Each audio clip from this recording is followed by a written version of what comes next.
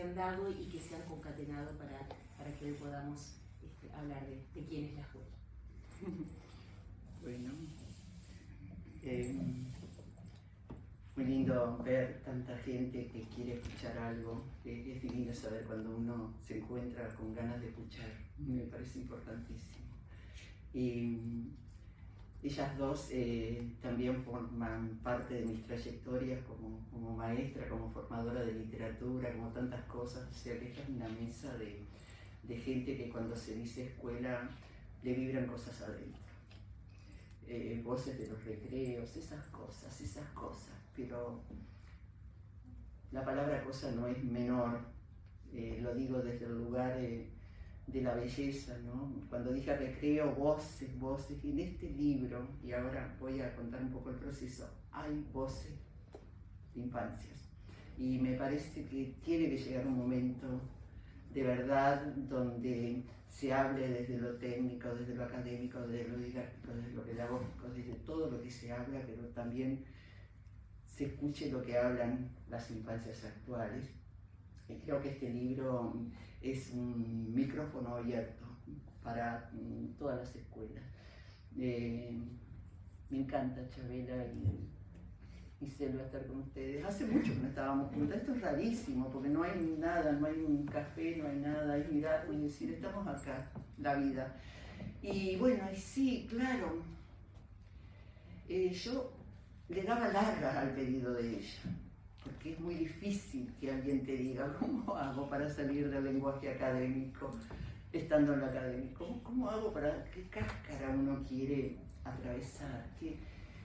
Era difícil, pero yo siempre decía, bueno, pensá, madurá tu idea, qué es lo que tú querés. Era un compromiso muy grande cuando alguien te dice, ayúdame a esto, ¿no?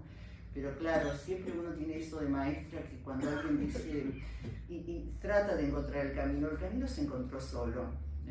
Fue desde la palabra, desde el yo quiero y mi respuesta voy a intentar hacer algo con esto que tú decías. Porque es verdad, además, el lenguaje académico tiñe las cosas, dice verdades, pero las dice desde lugares que de pronto no nos atraviesan tanto como cuando se le da la palabra a eso que algún día de la vida te hizo decidir ser maestro. Algún día en la vida te decidió o hiciste algo, o hicieron otras personas, muchos por ti, para que vos digas, yo quiero estar en el mundo de la infancia. Eso ya es algo que en esa elección hay una posibilidad de encuentro entre ella y yo, porque entendía lo que significaba esa ayuda. Salir de las circulares, hay que hacer esto, hay que hacer lo otro, para entrar en un camino que es distinto. Porque, como lo dice un divino poeta chileno, Vicente Huidobro, que hay dos lenguajes, el lenguaje de todos los días, el que vos decís pan y sabés que está en la panadería, pero el otro que vos decís pan y de pronto es una palabra que tiene una extensión inconmensurable. Resulta que la palabra infancia también puede ser la infancia. Decimos tanto, pero cuando un día decís infancias y te das cuenta que tiene la existencia humana adentro, ¿no? Y te das cuenta que las infancias cuando son actuales, que son las que nos están rodeando ahora, interpelando ahora, tienen más futuro que todas las personas que estamos acá. Y entonces ahí hay una palabra profunda como un aljibe, ¿no? Que podés sacar y entonces de eso se trataba lo que un poco proponía Selva. El tema que encontrar el lenguaje, pasaban cosas, ¿no? Porque claro, ¿cómo les cuento? Ella estaba viajando por todo el país, en ómnibus, en autos, en esto, en funciones siempre. Entonces nos reuníamos los lunes. Yo ahí, virtual o presencial. Mucho fue, esperá que voy en un auto que no sé qué, conectada, yo me la imaginaba en el asiento de atrás con la computadora acá conectada, diciéndome, mira, te quiero contar una experiencia. Y así fue. Creo que este libro, yo lo escuché hablado, fue un libro hablado.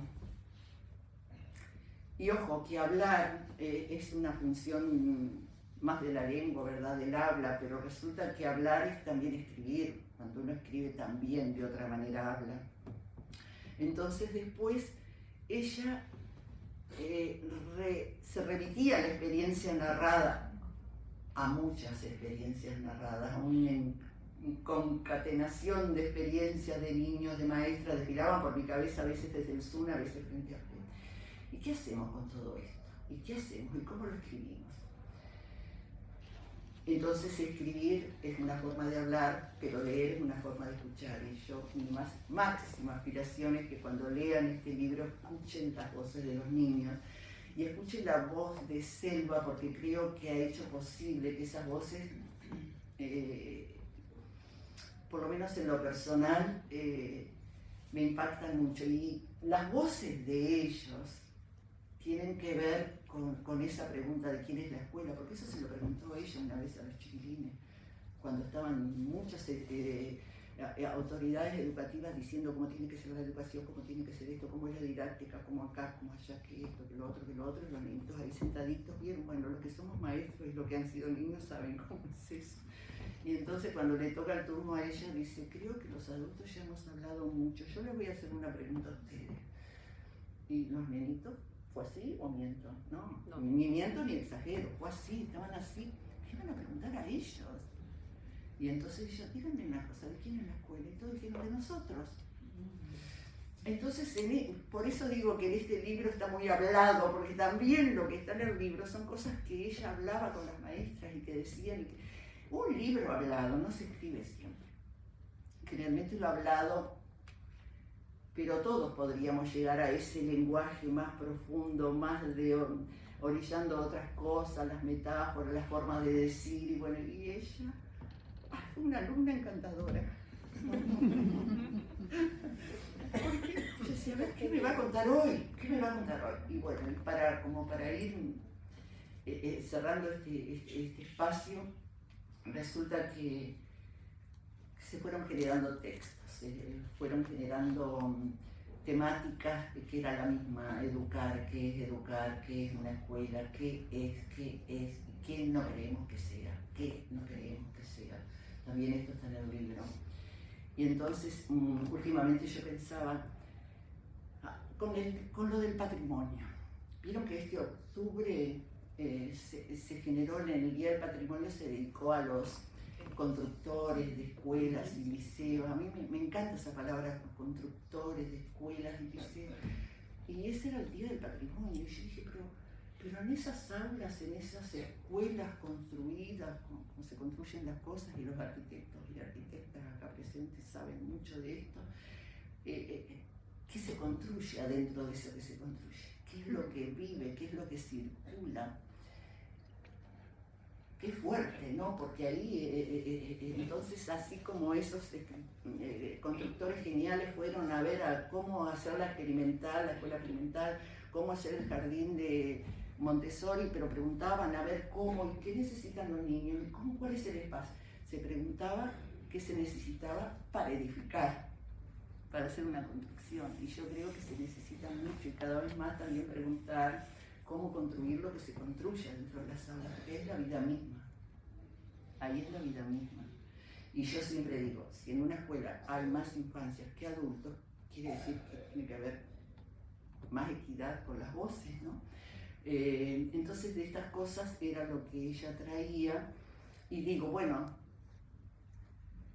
hay un patrimonio intangible en las escuelas, y entiendo que nunca lo habíamos hablado así, pero porque nunca atravesamos o nunca le dimos importancia a otros patrimonios, pero este era como muy importante. Entonces ahí fue que se me ocurrió que hay algo de lo intangible que circula en este libro, y las personas que están acá lo van a poder escuchar y lo van a poder transmitir, porque este es un libro para dialogar, para que no se quede en un estante, sino para que ande por muchos otros estantes. Es como una herramienta, es decir, una herramienta para conversar. Es que llega un momento en la humanidad donde necesitamos herramientas que eviten la conversación. Es un poco triste, pero tenemos que ser realistas. Si es lo que hay que hacer, hagámoslo. usemos este libro para decir qué, cómo, por qué, cómo lo pensás vos, cómo. Y bueno, la palabra a ellos siempre, ¿no? Porque, y cierro con esto, es tremendo si te pones a pensar que desde que das el primer paso en cualquier instituto público o privado, en tus primeros años de vida, en eso, ya estás marcado por una cantidad de cosas. Y esto me lo hizo pensar, el prólogo lo realizan un investigador, pedagogo, muchas cosas, Carlos Istria, argentino, y Edith Moraes fue quien convocó a ella para el prólogo, ¿no? Y dice, todos portamos escuelas dentro nuestro. Y eso de portar algo me impresionó mucho en el prólogo. Y digo, ay, qué cuidadosos tenemos que ser con lo que hacemos que se porte internamente de aquí en más. Y bueno, por las escuelas que todos acá portamos y las que queremos que sean en el futuro, creo que este libro nos incluye.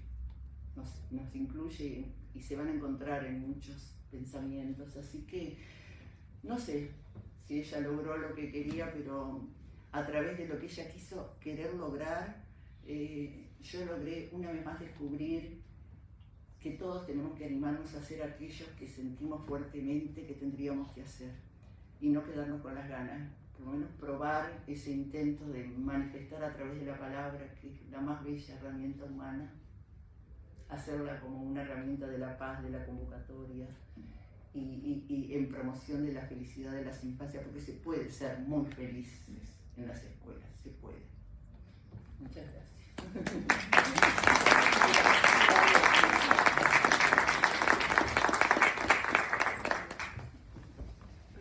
Bueno, hola, ¿está prendido? Sí. Hola a todas y todos. Bueno, a mí me toca hacer un comentario desde otro lugar, porque yo no estuve en ese proceso, ni siquiera lo conocía, o sea que recibí la convocatoria que agradezco de Selva para ser una lectora y venir hoy aquí a hacer un comentario. O sea que lo voy a hacer desde lo que me sorprendió, desde lo que me llegó, con aquello que resuena, ¿no? Que a uno le resuena porque tenemos algunas trayectorias parecidas, algunos momentos compartidos, varios, alegrías y dificultades también similares en algunos momentos, y bueno, pero desde ahí va a ser mi aporte. Y lo que les quiero decir que lo primero que me sorprendió cuando Selva me convocó, me dijo, mira, no es un libro, es un libro diferente, me dice, no es totalmente pedagógico, no es totalmente literario, no sé si es literatura pedagógica o pedagogía literaria. Y bueno, lo recibí y comencé a leerlo. Y lo primero que me llamó la atención sí fue eso, la forma, ¿no? El formato que tiene que tienen estos relatos hilvanados y entretejidos. Y me remitió a una forma de ver la escuela que de alguna manera me hizo recordar a Firpo y el humor en la escuela, que pudo también captar de alguna forma esos mundos subjetivos que están y que se vuelven invisibles y los tenemos que buscar. Me hizo recordar a Tonucci con sus caricaturas, con ojos de niño, y me hizo recordar a una gran amiga que tengo, que es Mari Carmen Díaz Navarro, una española que escribe, y que escribió, entre otros, un libro que se llama El piso de abajo de la escuela, porque justamente quiso, y es todo su línea de trabajo, es justamente hacer visible todo aquello que ocurre en la escuela y que no se ve, ¿no? Que tiene que ver con las emociones, con todo lo que habló muy bien, tan bien Lía, que es insuperable la palabra, así que yo estoy acá de atrevida nomás. Es una forma de escritura que nos muestra que las cosas que ocurren en la escuela y que no se dicen, no se ven, se callan, ¿verdad? Más allá, cosas que ocurren más allá del enseñar y el aprender. Yo hace poco me llegó, y les debe haber llegado a muchos de ustedes por el día de la maestra y el maestro, un video que creo que hizo el Plan Ceibal este año, me parece, donde hay un niñito que dice, las maestras preguntan, ¿qué es una maestra? es una máquina enseñadora de lunes a viernes, dice. Entonces, digo, ¿cómo podemos romper? Espero que lo hayan visto, es muy gracioso. ¿Cómo podemos romper eso de no ser solamente máquinas enseñadoras? Que no lo somos, Pero hay toda una dinámica, una estructura que nos quiere convertir en eso. Lo otro que me gustó, que me asombró, que me identificó, fue eso de inventar palabras, que lo toma también Edith Moraes en el prólogo y lo resalta, ¿no? Esa necesidad, también como decía Lía, ese valor de poner en palabras, ¿no? Y Selva lo hace muy bien, nombra, renombra, revisa conceptos, pone en palabras cosas que ocurren en la escuela, le da otro significado, las resignifica, ¿verdad? Porque bueno, el lenguaje no solo describe la realidad, ¿verdad? El lenguaje también construye realidades, como decía Lía, ¿no? ¿Qué construye, no?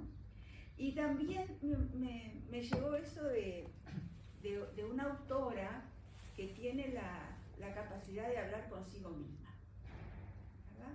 En todo el libro y en todos los relatos hay una autora que habla con su mundo interior, consigo misma, y lo logra poner en palabras y además ahora compartirlo con esta belleza de ejemplar que tenemos aquí, ¿verdad? Y bueno, me hizo acordar de aquello del soliloquio, ¿no? De Antonio Machado, ¿no? Mis soliloquios, pláticas con ese buen amigo que me enseñó el secreto y la filantropía. Y vaya si somos filántropos en la educación, ¿no? Bueno, lo segundo que quiero destacar es que en el prólogo Carlos Escliar dice en un momento que está leyendo el libro y que de repente piensa, lo podía haber escrito yo mismo. Y esto que bueno, no en palabras de Carlos Escliar, porque creo que eso te tiene que enorgullecer, pero cuando se dice, bueno, esto lo podría haber hecho yo mismo, desvaloriza, ¿no? A veces lo que se está leyendo. Pero creo que acá a todos a mí me pasó, me dice, yo también podría escribir estas cosas, porque a mí me pasaron cosas iguales, sentí cosas iguales.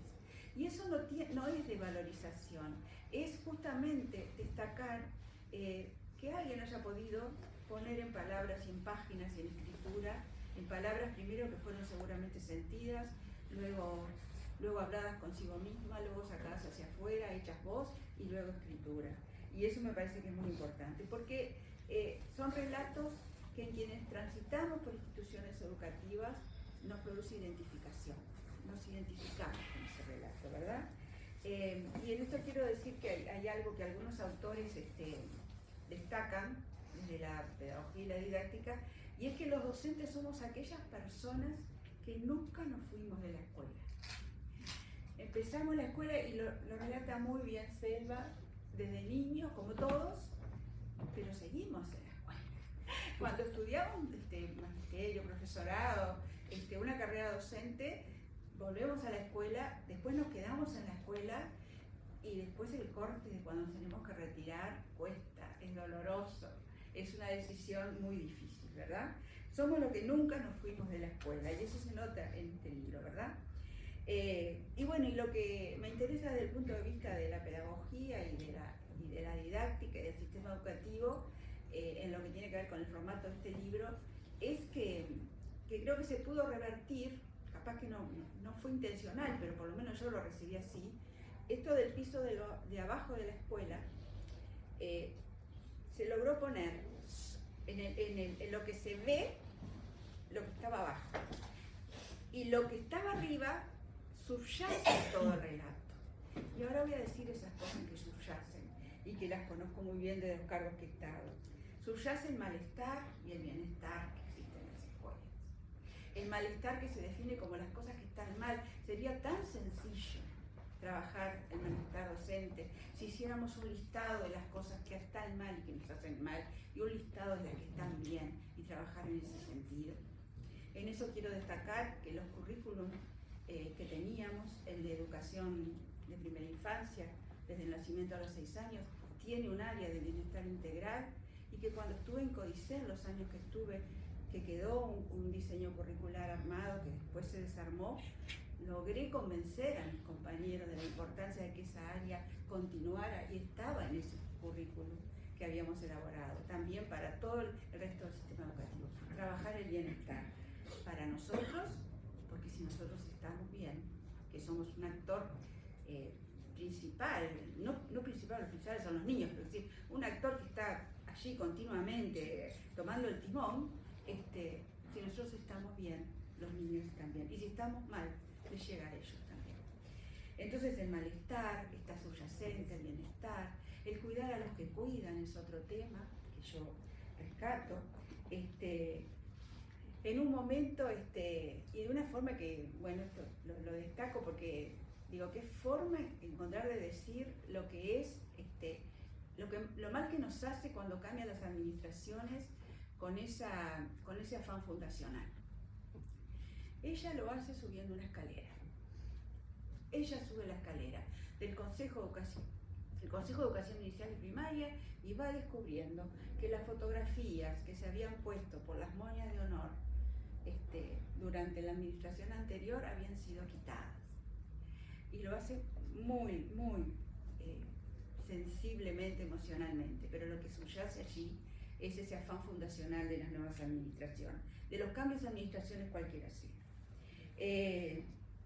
La pregunta de quién es la escuela, como lo decía Lía, nos remite a qué lugar tiene la infancia, a qué lugar de participación, a qué lugar realmente de opinión, a qué garantía de derechos reales le damos en la escuela, ¿verdad?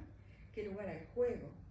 También subyacen debates interminables que tenemos en la educación, algunos complejos y otros simples, y no los logramos resolver. Subyace, por ejemplo, la continuidad educativa o discontinuidad educativa entre inicial y primaria. Subyace el tema de los abanderados. Es simple, se pone un mástil o se pone un abanderado y no lo podemos resolver, se discute eternamente. Tiene que ver con todo eso que se habla de la gramática escolar, del formato escolar, de las culturas escolares, de los nudos críticos, ¿no? O los núcleos duros de la gramática escolar. Tiene que ver con lo que algunos autores, y acá me remito a Loris Malaguzzi, cuya pedagogía la analizó y la escribió Alfredo Gioello en español, Loris Malaguzzi italiano, que creó las escuelas infantiles de Reggio Emilia, que habla del placer, ¿no? O lo decía Lía, la felicidad, que se aprende con placer, es la mejor forma de aprender. Y nos habla también de las apetencias, que hay que hacer que los niños apetezcan, que tengan deseos de aprender. Me remitió a todas estas cosas y me remitió también a pensar, porque también lo viví, qué dureza tiene la escritura institucional. Y eso es terrible, porque nos comunicamos en un organismo tan grande, de tal magnitud, nos comunicamos mucho por escrito.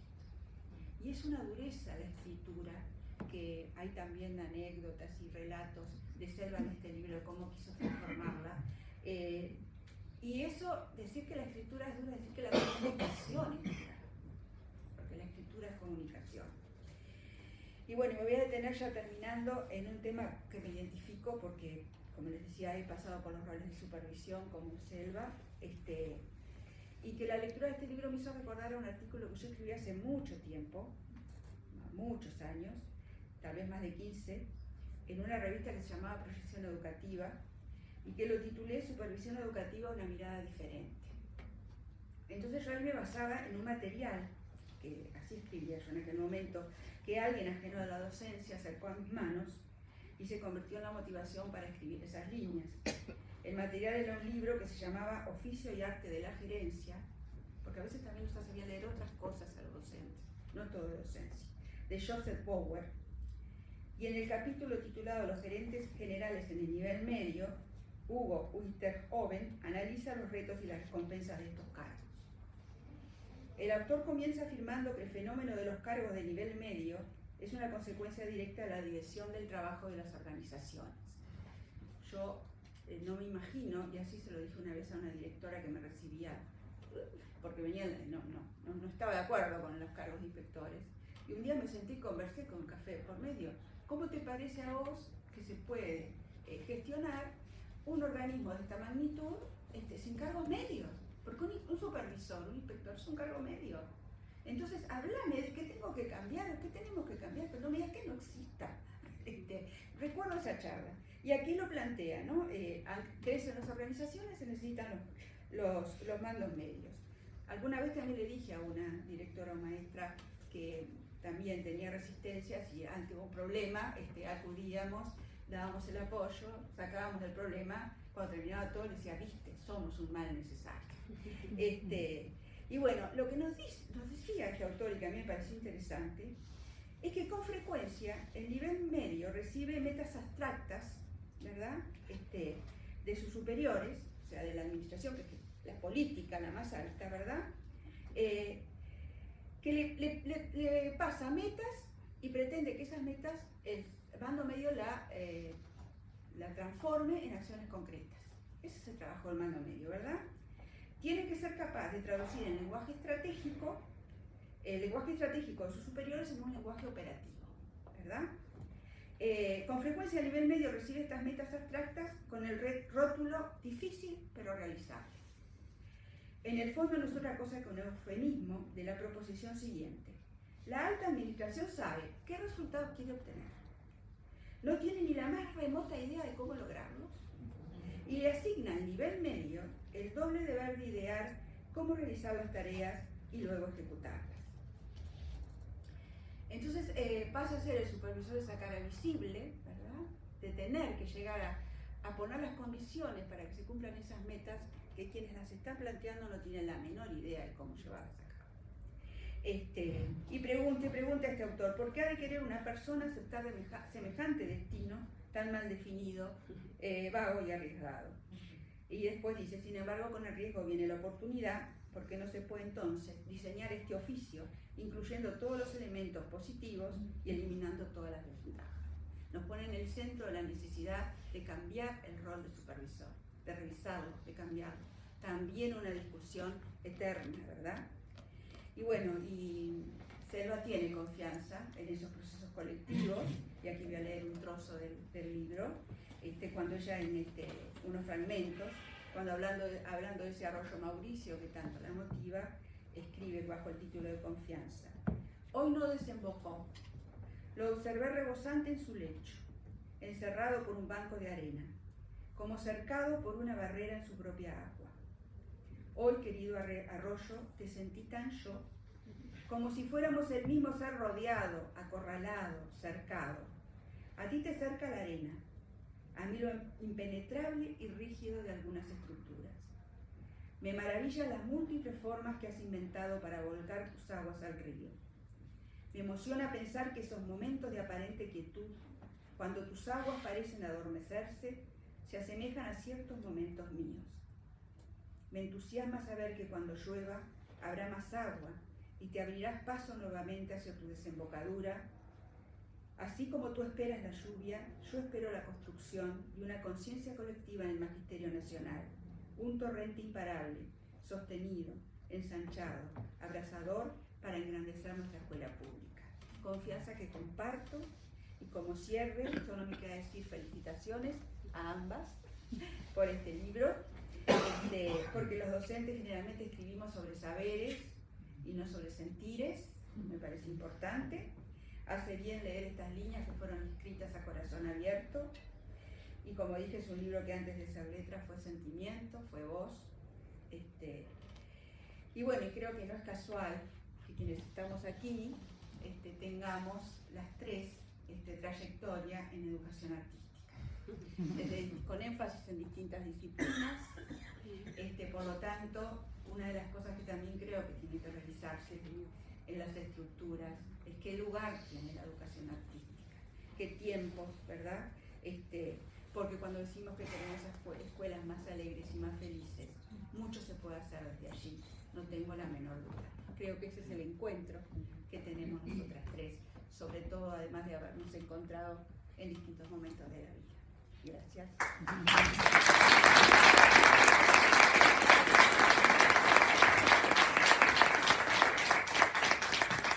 Bueno, nos quedan unos 10 minutos, tengo que ser respetuosos con eso, ¿no? Vos me avisás, Eli.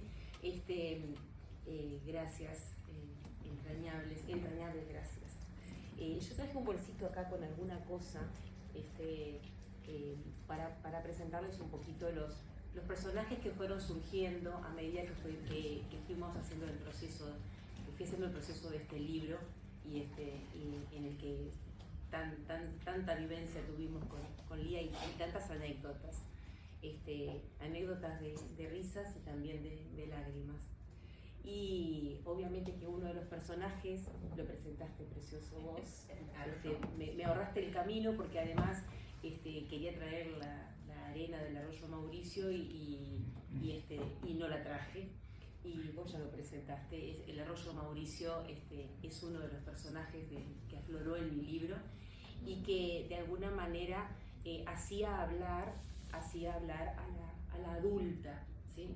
a la mujer adulta y también a la inspectora de ese momento, ¿sí? Por eso que habla tanto de las estructuras, una inspectora que también sufrió los avatares, como sufría el arroyo Mauricio, de una nueva administración con características fundacionalistas. Y como vos decís, cualquier administración puede cometer esos errores y a veces, lamentablemente, en Uruguay se cometen bastante seguido esos errores, y nadie queda por fuera, ni nadie está exento de cometerlo. Y entonces ese es uno de los personajes que navega por acá y que hace hablar a la mujer adulta. Pero además surgió otro personaje que yo hoy lo traje, que es un personaje de la niña, ¿sí? De la niña que está aquí en la contratapa, de esa niña que tenía tantas cosas para contar de su pueblo, de su escuela, de esa niña que porta en esta foto la lapicera con la mano derecha, pero siempre escribió con la izquierda. Y sin embargo se quedó quietita y sonrió al fotógrafo, aunque le pusieron la lapicera en la mano derecha para sacarse la foto cuando terminó primer año. Y el personaje que ayudó a que aflorara la niña y que hablara de cosas de escuela y cosas de su pueblo, fue este personaje que yo lo hice reconstruir. Fue es mi muñeco Alejandro. Mi muñeco Alejandro, que lucía en una vidriera cerquita de mi casa, y que yo todas las tardes cuando iba a la escuela, en ese tercer año de escuela, desde que lo vi en más o menos octubre sentado en la vidriera, empecé a hablar con él y empecé a añorarlo, empecé a desear que fuera mí, a tal punto que bueno, me llevó a escribir cartas a los Reyes Magos. Después los Reyes Magos se encargaron de hacerme ver durante toda mi vida que había sido carísimo, pero los Reyes Magos no podían defraudar a la niña que hasta había buscado escribir una carta, siempre con esa mano izquierda, ¿verdad? Y bueno, Alejandro se convirtió en un gran interlocutor de la niña. O sea que como es bebé no se puede sentar solo, no sé si lo vamos a poder sentar acá, y si no, si hay, ¿vos lo querés tener? Bueno, vos lo tenés, porque además, unido a Alejandro, viene este cuaderno, ¿sí? Del cual hablo bastante en el libro, y conversando con Alejandro fue que surgieron cantidad de cosas también de escuela, cosas que viví en la escuela y que hoy como adulta, entre ese juego de ir y volver, me pregunto por qué hacemos lo que hacemos, y si nos damos cuenta que hay cosas que no tendrían que ser, ¿por qué las seguimos haciendo? Esas cosas que se naturalizan y que después, cuando llegamos a grande y recordamos a nuestra escuela y nuestras vivencias, hubo cosas hermosas y hubo de las otras. Y esas otras a veces forman parte de estructuras, de normativas, de cosas que siempre han sido así y que no sé por qué no nos animamos, porque de última y de principio lo que me parece que nos apodera el miedo a no sé qué, miedo a dar un paso hacia lugares no conocidos, o miedos a quedar solo en esa aventura de crear y de transformar. Y este cuaderno es el único cuaderno que yo guardo no sé por qué, pero tendrá una razón, de la época de escuela. Es un cuaderno del año 1977, Expresión por el lenguaje. Janet se acordará porque vos también lo tendrías que haber tenido, y en el cual la maestra, que hace poquito yo la invité, a Ana María Castrillo, y me ha acompañado y me dice: Selva, por favor, decí en qué contexto estaba pensado este cuaderno porque me muero, me dice ella. Y es el año 1977, para todos los que están acá saben que era plena dictadura y en la que había que cumplir determinados prerequisitos de lo pedagógico y lo didáctico, pero acá Ana María nos hacía escribir, impresionante lo que nos hacía escribir, y yo cuando hablo mucho de escuela, hablo de escolarización y de lo que pasa, lo que plantea el adulto y lo que la infancia necesita. Y en realidad yo tomo algunas redacciones aquí, y a partir de esas redacciones, que las que incluso las editoras me la transcribieron con mi letra, y a partir de esas redacciones me empiezo a hacer preguntas. Y en realidad yo les voy a leer uno de los textos, que no es el que tomamos ahí, porque para que podamos razonar o reflexionar juntos y preguntarnos cómo piensa el adulto que tiene que ser la escuela, cómo lleva adelante el adulto la escuela, cómo lleva adelante cada propuesta que presenta, y cómo respondemos, cómo supimos responder o cómo responden las infancias, y que tal vez no sea tan distinto lo que sucedía en el año 77 a lo que sucede ahora. Y que no quiere decir que seamos malos ni buenos, porque eso no es una cuestión de juicio de valor, sino que es una cuestión de analizar, de reflexionar, de conversar con el otro, de tomar distancia, y de darnos cuenta y de dar pasos para poder transformar. Acá la maestra, el 18 de marzo, con el sellito de Varela, que muchos tal vez de ustedes lo habrán tenido, porque incluso todavía está en las escuelas, nos puso un texto, una frase que José Pedro había dicho en algún momento, que dice: el hombre es hijo de la educación. Y ella nos puso como consigna, como tarea: interpreta este pensamiento. Fíjense, niña de 10 años, el hombre es hijo de la educación.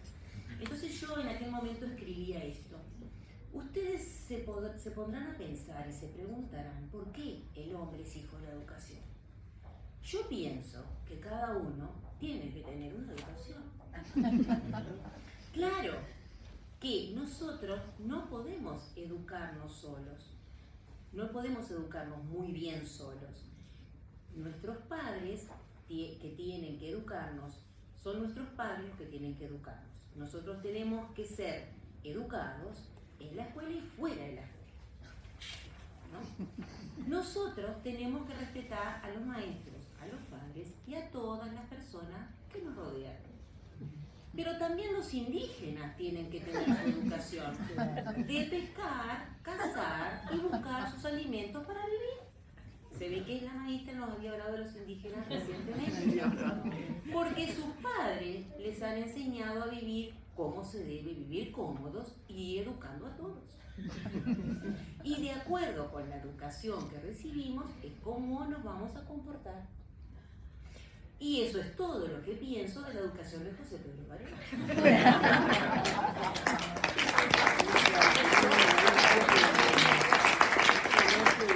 El aplauso es para las infancias, que de alguna manera salen adelante, aunque los adultos se la hagamos difíciles, de alguna manera las infancias salen adelante. Yo me defino por allí que fui una alumna siempre muy bien escolarizada. ¿Sí? Eso de cumplir con lo que tenía que cumplir, ¿sí? De aprender y demostrar lo que había aprendido, y que si la maestra me había enseñado A, yo tenía que demostrar que la A la tenía, ¿sí? Pero que de alguna manera también este proceso de ser también escolarizada también supo obligarme a replegar las alas, a tenerlas ahí como escondiditas. Y seguramente eso que viví como niña lo seguí viviendo a lo largo del tiempo. Y a pesar de haberme desempeñado en primaria, en formación docente, pero especialmente primaria, que realmente es tan jerárquica y estructurada, también primaria me siguió diciendo, tené cuidado con las alas, ¿no? Tené cuidado con las alas. Mantenerlas ahí en lo posible, si podés disimular un poquito, mejor. Si las disimulás, la vida se te hace un poquito más fácil. Y hay que lidiar con eso, hay que lidiar con la necesidad de amplificar, de extender las alas, mientras estás en una estructura que bien podría ser mucho más flexible, más abierta a la escucha, especialmente de las infancias. Y el otro personaje que se cuela entre las páginas de este libro es un personaje que yo lo defino porque hay un texto aquí que dice: siempre fui muy explicadora. Por acá yo miro a alguna amiga por allí que me decía: Selva, no expliques tanto cuando vamos a hacer estas cuestiones. Teníamos cosas administrativas que hacer en primaria y nos conectábamos con el país, y yo empezaba y por allá me rezongaba y ella se sonríe, pero ella sabe que es así. Y me dice: ¿vos por qué explicás tanto? Vos explicás todo. Y en realidad es un defecto, tal vez un defecto profesional, pero que yo siempre he sentido la necesidad de explicar e incluso de explicar los errores, de aprender sobre los errores, de tomarlo como referencia, los errores que cometamos, de hasta celebrar y agradecer que cometemos errores, porque por algo nos suceden las cosas. Yo no creo en las casualidades, yo creo que hay causas que nos atraviesan y que tenemos que estar siempre agradecidos a esas cosas que nos atraviesan y que nos pasan para darnos cuenta y volver a andar. Y en ese texto que pongo, soy muy explicadora, yo defino al libro prácticamente por lo que no es. Que incluso el día me decía: pero vos qué querés hacer, vos querés hacer un ensayo, vos querés, y en realidad lo que quería era decir, era sacar y poner en letras enlazadas esas cosas que venía sintiendo, que venía pensando, que venía reflexionando. Y entonces ahí aparece otro personaje que en realidad lo llevo puesto, el objeto, que es un objeto hecho con las manos de mi mamá, porque en ella, ese personaje con mayúscula, aparece la dimensión más espiritual, esa dimensión que, perdonen, y el tradicional aparece la mujer enlazada con la niña, pero relacionada con la vida de sus padres, ¿no? Padres adultos que no pudieron terminar la escuela porque tenían que trabajar, pero que siempre decían y confiaban, como confiaba la mayor parte de ese pueblo en el que habité, en que la educación era la salvadora, la educación era la que te daba impulso para volar, más allá que a lo mejor en ese momento te sintieras que no lo podías hacer. Entonces ella se cuela permanentemente en estas páginas, transversalizada por las vivencias, por las historias de su generación, ¿no? Que va más allá de esta generación, sino de los padres, de los abuelos, de las abuelas, las historias de las mujeres, especialmente, que tanto nos marcan, ¿no? y que tanto nos impulsan a que demos pasos para soltar y para abrir caminos a las nuevas generaciones. Y bueno, y de eso se trata el libro. Yo en la contratapa escribo una frase que la trabajamos muchísimo con Lía, a la que yo llegué casi que es la tesis de mi vida, que es: pienso en letra cursiva. Así me defino, porque la letra cursiva te hace enlazar, no te deja escribir si no vas enlazando.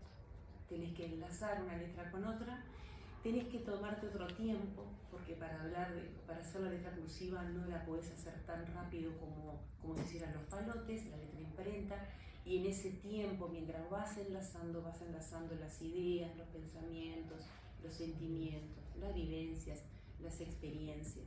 Y yo creo que mi vida ha sido,